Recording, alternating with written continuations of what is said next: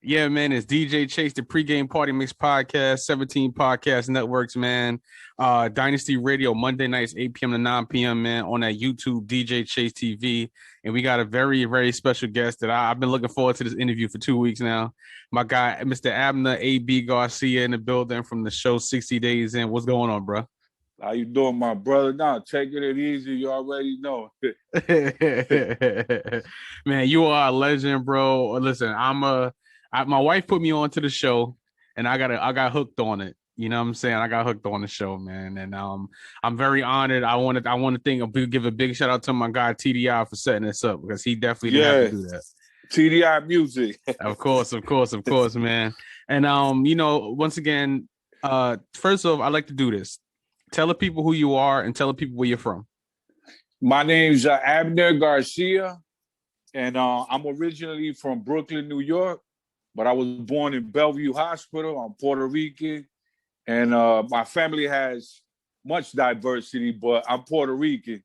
And I spent a few years upstate New York, back and forth from Buffalo to Brooklyn to federal prison, state prison. So, actively a chaplain, New York State chaplain, probably the only ex-felon chaplain verified by New York State chaplain agency. Copy, man. And OG, I want to ask this, man. First and foremost, I know prior to that, you were in the Latin Kings. Were you one of the original members with King Tone, or you was under them? Yeah, actually, I was locked up even with King Tone. He's a good friend of mine. I did an interview with him, Michael Santos, from out of California, he's an ex-gang member too. Mm-hmm. They're like 30 years, but I was a Latin King, and I was in the 90s. So I'm 47. So pretty much when it basically started, and King Blood brought it from Chicago here. Copy, man. And what point did you realize? Well, what first of all, why did you? I know during that time in the early '80s and the '70s, everybody was in the gang. My lineage comes from the Black Spades and all of that. You know what I'm saying? So I understand that. What made you want to, join the Latin Kings? What made you want to be a part of that? It was not what made me. It was more my lifestyle, the way I was living. I was brought up in poverty, you know what I mean? It was either balancing with my mom and 6 kids, single mom. It was either summertime and we keep the light on, or it was winter time and we keep the gas on. We were poor. So in and out of prison, starting in the juvenile facilities, Spotfield, Lincoln Hall, different facilities till you graduate, like they say. I was more like in the local gang. So I was in a gang around my block in Brooklyn. Then when I went upstate, I was in a gang up there called 10th Street Boys. Yeah. And I was like, everywhere I went it was chaos or whatever, and like they say, misery pretty much loves company. And when you're miserable and you're living in that life, that was the first place that I went to. It just came natural. Like, you go to prison, they know you in there, you either cutting somebody, doing something, and they reached out to me, and pretty much it was like, I didn't even have to get initiated because I was just buck wild. Like, yeah. Like I would put in work, like they say, I was gone, lost, Yeah. And how much time did you spend? I don't want to get too personal. How much time did you spend in? Yeah, no, it's all right. No, I got my paperwork. Don't worry. Got you. I spent from 1990. I was actually looking at my paperwork the other day because I'm gonna be getting dual citizenship to Canada. Oh, nice. They wanted my paperwork and everything because you can't have a DUI, you can't be a child molester, none of that. But other than that, you could pretty much be anyone and go there. But I want to say from 1990 to all the way from my last felony, which was 2009. That was the last time I committed a crime. I didn't spend no more than 1 full year. I didn't spend a full year from 1990 to 2009. I never spent a full year in the street. Oh, okay. So you kept going back and forth. Oh yeah, it was either 8 months, 8 months in the county, 3 years, 5 flat, 3 posts, 7 years in the feds, 84 months. But I want to spend a combined time of almost like 15, 16 years, like, you know, without counting the minimum. Yeah, You know, man. it was. Yeah, I feel you. And one of the things too is what made you want to leave the gang? What made you want to, just say, you know what, I'm through with this life. I'm a Yeah. civilian now. What made you want to become a civilian? Well, I'm gonna. This is probably the first interview I ever say this, and you know, before I even wrote a book, I wrote two. I came out in one book, but I wrote one book, and I never mentioned it. But spiritually, when I found God, it was not just saying, "Hey, man, you know, you go to church and you know you grow wings, and the next day you a saint." That's not what happened with me. What happened with me was I was a stick-up kid, you know, and now I could speak about it because either they're deceased or either they're doing life in prison. Yeah. So before I could never speak about it because, you know, not everybody's happy because, you know, you're happy. And when I was incarcerated, I came home. This was 2005, and I was with a friend of mine, Angel Torres. He's from upstate New York. He's dead now. But me and him used to pretty much stick people up. It doesn't matter. Whoever came and knowing anybody that's from upstate knows that anybody that comes from the city, you coming to drop off or whatever. So stick up, you know, just, you know. So I was living that life. And I want to say 2005, I ended up going to prison and spending 7 years. But when I did that and came home, 2 weeks before that, before I came home, my man came home. He came from upstate and I came from the feds. So we had did some things and I had clapped at some kids, you know, they weren't kids, but Yeah. You know, and they shot at me and I shot at them. And it came to the point that I shot one of them in the arm. And I pretty much, everywhere I saw him on sight, I would let off. I didn't care if it was broad daylight, if he had kids. I didn't care. I didn't care if the police was around the corner. So it was basically full-blown war. So me and my man, you know, we did that. And, you know, he ended up going to jail and I went to jail for another case. And we came home. When I came home, he had already been home maybe for about a month. So he had got a plug or whatever. You know, he was on his feet. You know, he had a couple whips, motorcycles, jewelry. Yeah, he's working. You know. He's working. Yeah. Man, he was getting that work. Yeah, he's getting it in. Yeah. Weight, you know. And I saw him one day at the club, and I was with him right there. You know, we went in the bathroom. He was talking to this dude he had beef with. He smacked him up, pistol whipped and took his chain.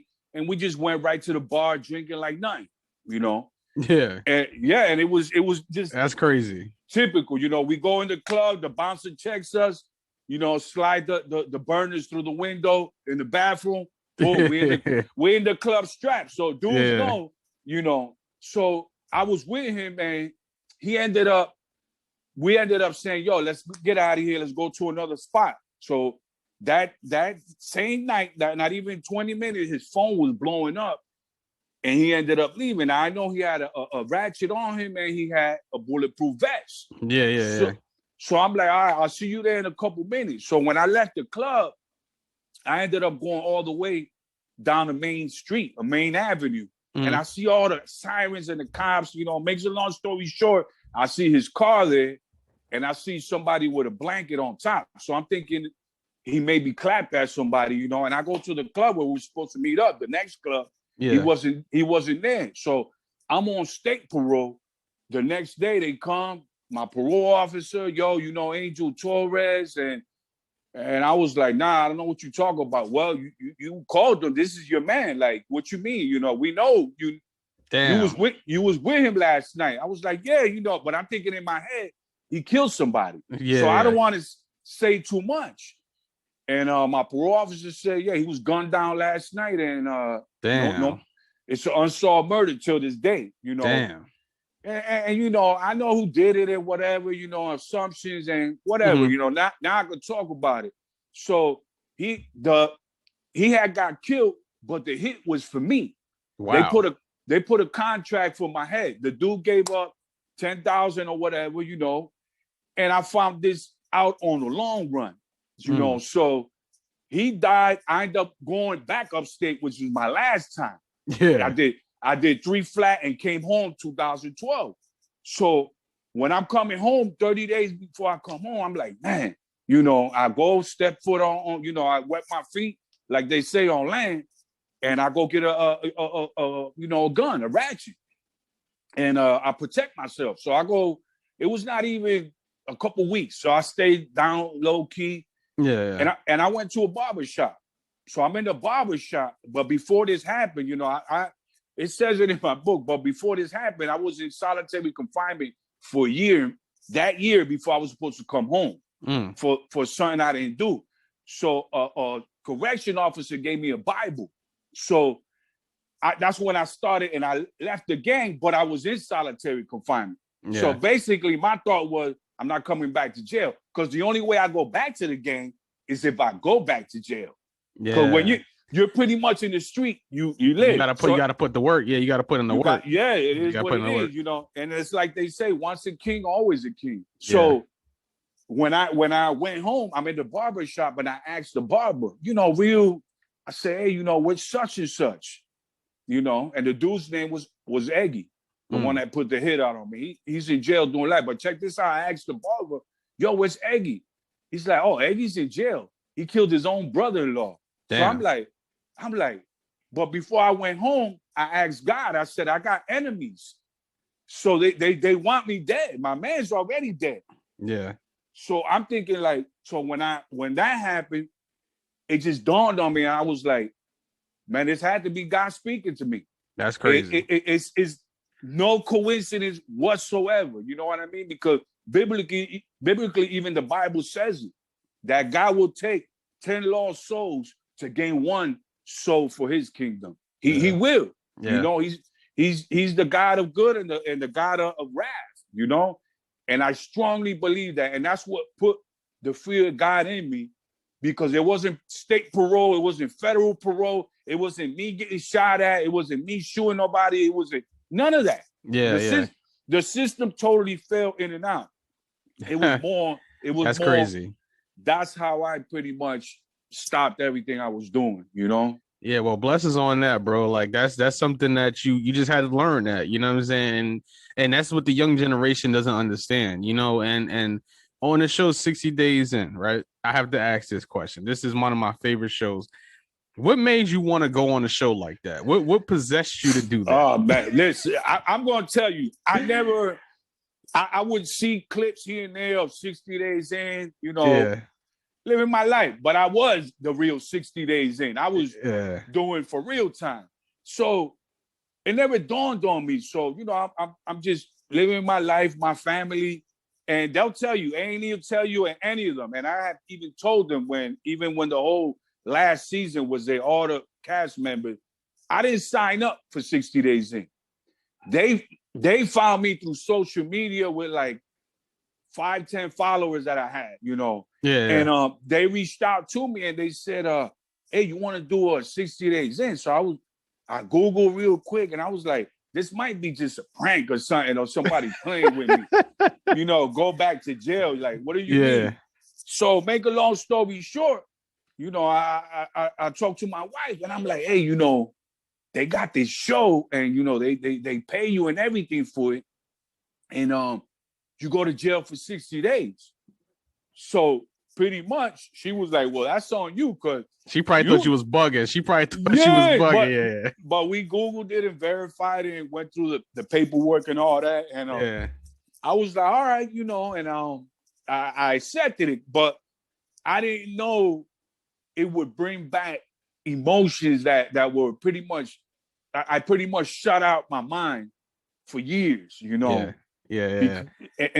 And I ended up doing it, and I listened to my brother's advice, and he's in the Middle East right now in Iraq. He's coming back, finishing his tour. Blessings on that. Yeah, he told me this. He says, "Listen, man, I'm a man of military war. We don't believe in politics. We don't believe in none of that. We don't believe in jail. We believe in country first. That's it. We protect our country and the Constitution. That's it." So he said, when you go in there, don't even look at the camera.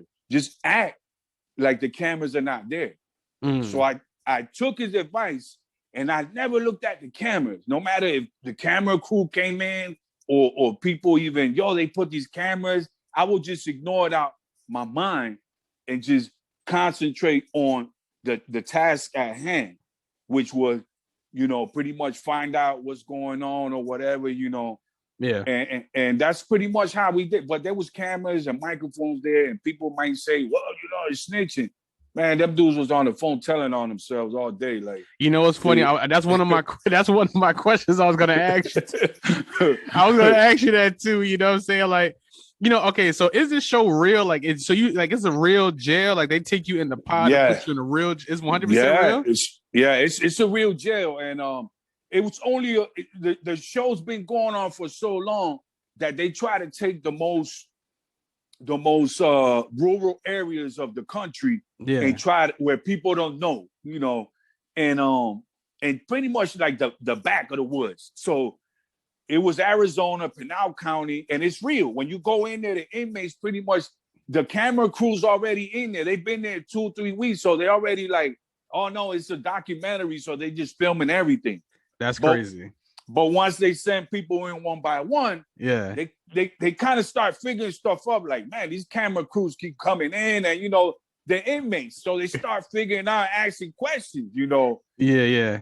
But with me was, this dude is tatted up. This dude talks. Yeah, he's not a TV character. Yeah, he's not on TV. Not him. You know what I mean? And there was them dudes in there, and even the way it had jumped off, but they edited exactly how everything jumps off. They leave some parts, but they edit it pretty much, and it's real though. It's a real jail. That's crazy. That's crazy. Now I have to ask this for the fans that want to know.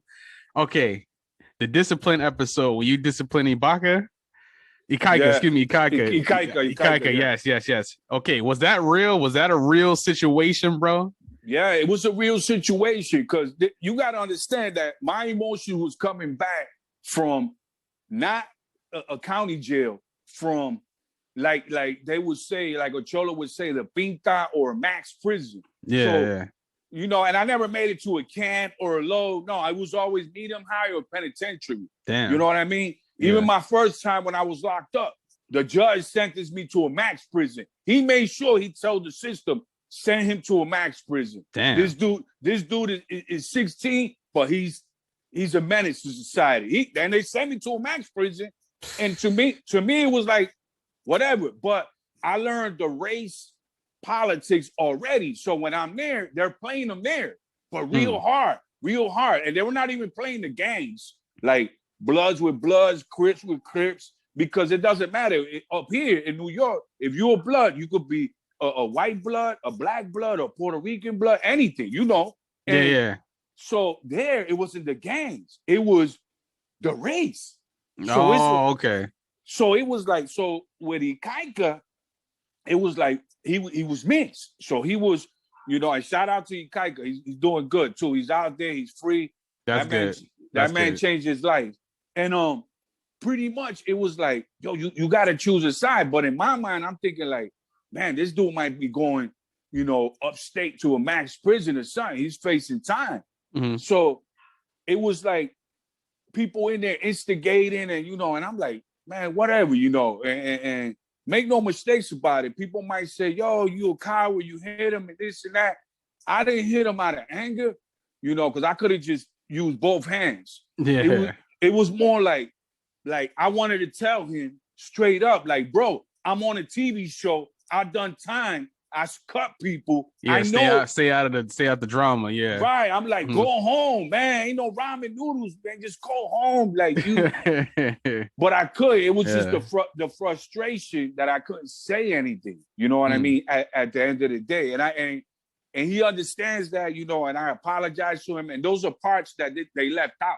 Oh, okay. Because I hugged him, I kissed him, and I apologized to him, and I cried. That's the part A&E doesn't show. They only show the savage of me. You know what I mean? And I was a real good dude in there. Nah, but it showed though, because we knew, because you were one of my favorite characters. Now the other guy, I forgot his name, the cop, David, David, yeah, he was. I didn't like him too much, but he was doing a little bit too much. But you were my favorite character on the show. Yeah, no, I try to just be real and be myself. You know what I mean? Everybody pretty much that was on that show or ever been on that show was trying to figure jail out. I was just pretty much like, man, how I could make a situation and show the viewer this is how it really goes off. You know, and some people loved it, some people hated it, you know. And it was just I wasn't there to get followers, to do whatever. No, I went there. It was a blessing in disguise, and it helped me, my family, you know, and mentally it put me at another place because, you know, I pretty much changed from that. You know what I mean? I evolved to a place where I thought I left, but it never leaves you, you know? Yeah, that's crazy. I thought you auditioned for that show. Like they hit you up. That's crazy. Yeah, I'm pretty much one of the first ones that they find. They told me. They straight up told me, you know, and I can speak about it. They straight up told me, you know, I sat there, had dinner with the boss of the boss. And he was like, yo, you the first one. And pretty much you the one that catered. And we specifically chose you. Wow, and that's crazy. We knew that you pretty much were level-headed because you got to take a psychology test. They do a background on you to check who you are, make sure you ain't no sexual predator, none of that. Yeah, yeah. And, you know, I remember they even checked Puerto Rico, and they were like, "Yo, there was somebody there with your name. Damn, that killed somebody. Is that you?" I was like, "Nah, I'm from New York. You better go.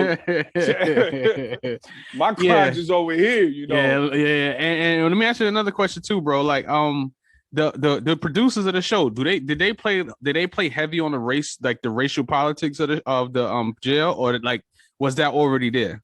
No, that was already there. Everything that's there, even from Atlanta to there, even in Arizona, even me being, you know, a little bit out and about.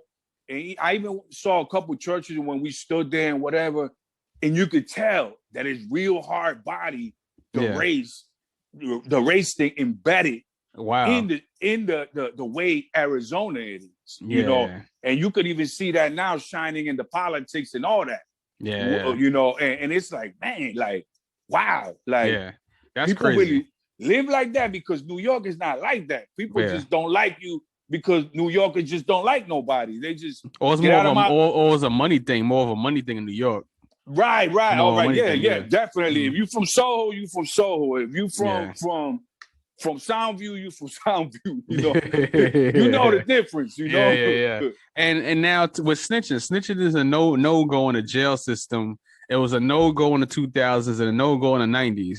How do you feel about the snitching in today's society? It's running rampant. How you feel about that? Right. I'm gonna tell you something real. Something this is straight up real, and people that really know me, not know me from the show or anything else. People that really know me from the streets, that, you know, God willing, they're still alive. But the dudes I hang with, you know, I got a friend right now that I know he got at least 8 bodies and got away with it. Like, wow. Straight up murderer, like he taking it to the grave with him, like straight stone cold murderer. And that was my friend. And I remember one time I caught a case, and I paid all this money, sold my cars, everything, jewelry. I got the lawyer, and the lawyer said, "You know what? You wasting your money and your time because you got a federal case." I said, "Yeah, I know, but how I get out of it, you know?" He was like, "Man, all these dudes are snitching." Half of these dudes half of these dudes that come in here and they act like thugs and all that. They be telling. He's like, they're telling. The money is just, how do I tell and how do I sweep it under the rug? Yeah. That's all the money's for. So he was like, this ain't like before. Now you got some people that stand up and, you know, but even now with hip hop and the way it is now, and I be seeing how people be like, oh no, you know, and Tekashi 6ix9ine and this and that. Yeah. Half these rappers, you put them in a cell, right? Even Lil Wayne, he was in PC, protected custody. That man can't live with wolves. Yeah. He's a sheep. Like, you could rap all you want and say all you want, but the game pretty much is over. Like this ain't like before. They wiretapping you. Your man's telling on whatever. I did 5 years on parole, right? State parole. No violations, no nothing. Supervised release, right? Post-release for New York, the worst. And even the supervisor of parole wanted to lock me up, right? So my parole officer, he was good with me. And when I first came home, I was like, yo, I'm gonna be honest with you, and he tells me, he said, people be trying to tell on you. People be, and you don't go to clubs, you don't do nothing, you're not out there, you're not hustling. He's like, these dudes are on parole, snitching on you to get off a violation. Jesus. Wow. These dudes, that's crazy. Crazy. That's when crazy. Even made me realize more like, oh no, I'm doing this straight 5 and I'm done with this. You're done with it. Yeah. Hey, you know what's crazy, bro? Like I said, OG, it's a lot. I mean, me doing music, I see a lot, and I've been like being behind the scenes, you see a lot. And you know what I'm saying? You just confirmed it for me. You know what I'm saying? Especially like, because when I first started doing music, I'm like, how are all these guys getting all this money? And I had to ask somebody one time, I was like, are these guys telling on it? And this is like long before Tekashi. And I'm like, are these guys out here telling on it? But you definitely just confirmed it for me. Like, that's crazy. Yeah, like even with Tekashi 6ix9ine, people be like, oh, the feds been approached him. Yeah. There was, make no mistakes about it, even when he got kidnapped and he was recording it, the feds been knew about it. Yeah, they know about it. That's a Fed move, yo. You need to get it on recording. We're gonna lock all these dudes up. Trust me, whoever kills Tekashi 6ix9ine, they burying him under the prison. Like, that's crazy. You killed the agent. Like, your whole family is gonna get their door taken down. Wow. You kill that man. And he knows this because that's like a gang, the feds. And even you got, Casanova from Brooklyn. He caught a case or whatever, Hey, he been to prison. So he don't want to go back. He's already a millionaire. And mark my words, they're gonna squeeze him. Either squeeze him, what he gonna do his time. Yeah. You're gonna have to do your time. Damn, that's rough. That's rough. Yeah, there's no more loyalty. Like, people be like, oh, this and that. Like, you just doing it for ratings, you just putting up a front for whoever you are on the radio or TV or whatever. Because if you're really out there in the street, man, I seen murderers, capos tell. That's crazy. Like, straight up. Look at El Chapo. Who told on him? Nobody. Boss. Somebody, because somebody had to know where he was at. Yeah, you're right. And 2 headline kings from Chicago. It was bosses that told on him. It wasn't the bottom of the totem pole. It was kingpins. That's crazy. And what's funny? Like, I work for the post office, and my day job, I work for the post office, and I'm like, yo, if people knew, if I knew what I know about people, I can only imagine what the federal government knows about you. Like, I can only imagine, because I know what I know as a mailman about certain people. So I'm like, whoo. Oh yeah, everything. And you pretty much, you could even Google a pedophile or anybody online, and even me, I had my own share of people harassing and all that, threatening, all that. That's crazy.